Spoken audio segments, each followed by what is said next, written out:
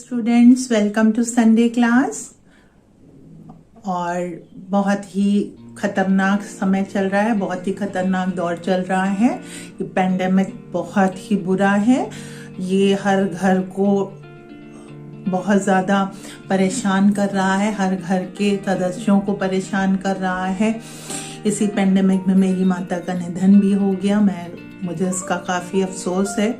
और जहाँ से भी सूचना आती है तो वो दिल को हिला देने वाली होती है। मेरा आप सबसे अनुरोध है कि आप सुरक्षित रहें, मास्क पहने और सैनिटाइज करते रहें खुद को, चीज़ों को। और 2 गज की दूरी, बाहर निकलते हैं तो 2 गज की दूरी ज़रूर रखें। ये ज़रूरी है, हम सबकी सुरक्षा ज़रूरी है। पूरे विश्व के लिए ये हितकर होगा। और जितने लोग मिले उनको भी आप समझाएं। अगर किसी को आप बिना मास्क देखें तो बिल्कुल समझाएं कि आप मास्क पहनिए, ये आपके लिए ज़रूरी है। और इस पेंडेमिक से लड़ना है तो ये इम्यूनिटी पावर को भी बहुत ज़्यादा बढ़ाना है। इम्यूनिटी पावर बढ़ा रहेगा तभी हम लड़ पाएंगे इस रोग से।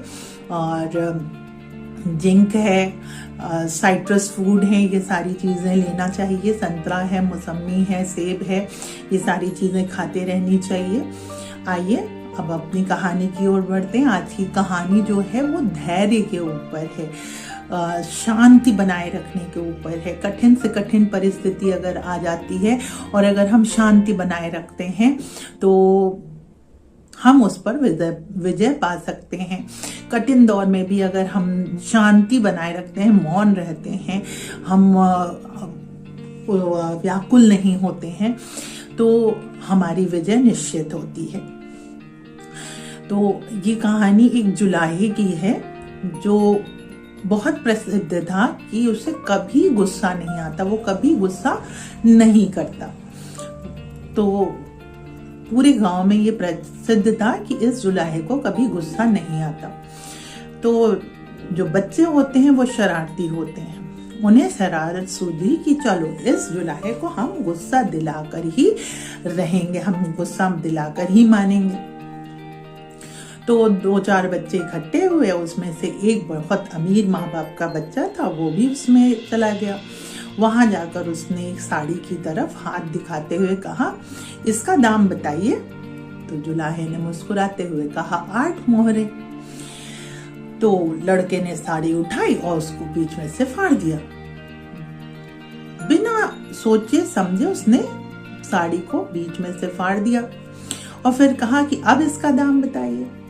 जुलाहा बिल्कुल भी नाराज नहीं हुआ, उसने मुस्कुराते हुए कहा, 4 मोहरे। फिर उस लड़के ने फिर उस साड़ी का आधा टुकड़ा कर दिया और कहा, अब दाम बताइए। जुलाहा फिर भी गुस्सा नहीं हुआ, मुस्कुराते हुए कहा कि 2 मोहरे। फिर उस लड़के ने उस साड़ियों के बहुत सारे टुकड़े कर दिए और कहा, अब इसका दाम बताइए। तो जुलाहे ने मुस्कुराते हुए कहा कि बेटा अब ये किसी भी काम का नहीं है। तो लड़के ने कहा, जब ये किसी काम का ही नहीं है तो मैं इसको लेकर क्या करूंगा, आप इसका उपयोग कर लीजिएगा। तो जुलाहे ने मुस्कुराते हुए बहुत शांतिपूर्ण तरीके से कहा कि बेटा अब इसका उपयोग नहीं हो सकता। इसका सदुपयोग तो तभी होता जब इसे कोई धारण करता, कोई इसे पहनता, तभी इसका उपयोग हो सकता था। लेकिन अब ये टुकड़ों में बट चुका है तो इसका उपयोग नहीं हो सकता। तो लड़के को थोड़ा सा आत्मग्लानि हुआ। उसने कहा, ठीक है, मैं आपको इस साड़ी का जो भी मूल्य है वो दे देता हूँ। मैं तो अमीर बाप का बेटा हूँ, मेरा कोई नुकसान नहीं होगा। आप गरीब हो तो इसलिए आपकी मेहनत का पैसा मैं दे देता हूँ। तो जुलाहे ने मुस्कुराते हुए कहा कि तुम इसका मूल्य अब नहीं चुका सकते हो, तुम इस साड़ी का मूल्य अब नहीं चुका सकते। उसने कहा, क्यों, मैं तो अमीर बाप का बेटा हूँ, मैं तो दे सकता हूँ बस। कहते हैं, नहीं, तुम्हें मैं बताना चाहता हूँ कि किसान ने बहुत मेहनत करके कपास उगाया होगा और उस कपास को मैं खरीद के लाया। मेरी पत्नी ने उसको बैठकर बहुत कड़ी मेहनत करके सूत बनाया और सूत बनाने के बाद उसने वो सूत मुझे दिया, मैंने उसे रंगा और फिर मैंने इस साड़ी की बुनाई की।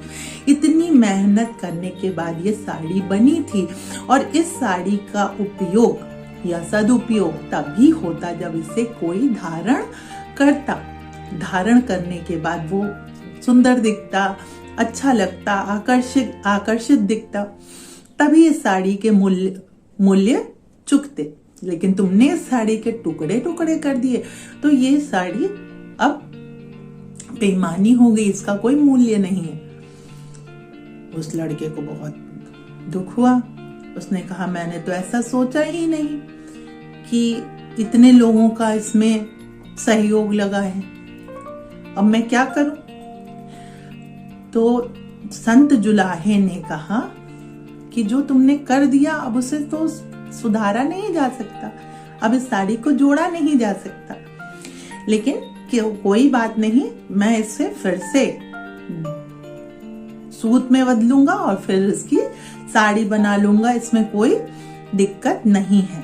लेकिन आज अगर मैं तुम्हें शिक्षा ना देता, आज अगर मैं तुम्हें ये एहसास न करा पाता कि तुमने कितनी बड़ी भूल की है, तुम्हारा व्यवहार कितना गलत है, तुम्हारा आचरण कितना गलत है, जो तुम्हें खुद ही खोखला बनाए जा रहा है। अगर तुम ये चीज एहसास नहीं कर पाते कि तुमने नुकसान किया है अपने पिता के पैसे पे, कि मेरे मम्मी पापा बहुत अमीर हैं, मेरे माँ बाप बहुत अमीर हैं और मैं ऐसे ही पैसा उड़ाता रहूंगा, तो तुम अपने जीवन में कुछ भी नहीं कर सकते थे। एक इंसान तभी सक्सेसफुल है, तभी सफल है जब वह दूसरों के दुख को, दूसरों की मेहनत को क्या करे, समझे कि हाँ जैसे मेहनत मैं कर रहा हूं वैसे ही मेहनत दूसरे इंसान ने भी की होगी। जब दूसरे इंसान की मेहनत का दर्द हम समझने लगते हैं तो हमारे अंदर गंभीरता आने लगती है, हमारे अंदर जो है नम्रता आने लगती है, हमारे अंदर धैर्य आने लगता है। तो ये जरूरी है कि हम दूसरों का सहयोग करें और क्रोध आने पर एक बार जरूर विचार करें कि हम क्रोधित होकर किसका नुकसान कर रहे हैं, किसी और का या अपने आप का। क्रोध खुद को जलाता है, नष्ट करता है, आगे का भविष्य अंधकारमय करता है। तो हमें क्रोध नहीं करना चाहिए। और जैसे बसंत ऋतु आने पर फूल खिल जाते हैं, वैसे ही जब आपके अंदर शांति होती है, विनम्रता होती है, तो इंसान का आचरण खिल जाता है, स्वभाव खिल जाता है। तो ये कहानी जो है आपको यही सिखाती है कि दूसरों का सहयोग करें, शांति बनाए रखें। कठिन से कठिन समय पर मुस्कुरा कर अगर आप उसको झेल लेते हैं तो वो जो समय है वो आपके लिए यादगार बन जाता है, आप मिसाल बन जाते हैं। और अगर आप क्रोध करते हैं, चिल्लाते हैं, झल्लाते हैं, तो उसमें आप ही का नुकसान होता है और किसी का नुकसान नहीं होता। तो धैर्य बनाए रखने से जीवन सुखी होता है और दूसरों की सहायता करने से जीवन उज्जवल होता है। और प्रसिद्धि तो मिलती ही है, जब आप दूसरों का सहयोग करेंगे तो लोग आपकी ओर आकर्षित होंगे और आपको प्रसिद्धि खुद ब खुद मिल जाएगी। किसी लोभ से किसी की सेवा ना करें, निस्वार्थ भाव से सेवा करें, तो आपका जीवन खुद ही उजागर और उज्जवल हो जाएगा। इसी के साथ मैं आपसे विदा लेना चाहूंगी और रिक्वेस्ट करना चाहूंगी, अगर आपको मेरी कहानी पसंद आई हो तो लाइक, शेयर, सब्सक्राइब जरूर करें। मैं फिर आऊंगी संडे की कहानी लेकर आपके लिए। तब तक के लिए धन्यवाद।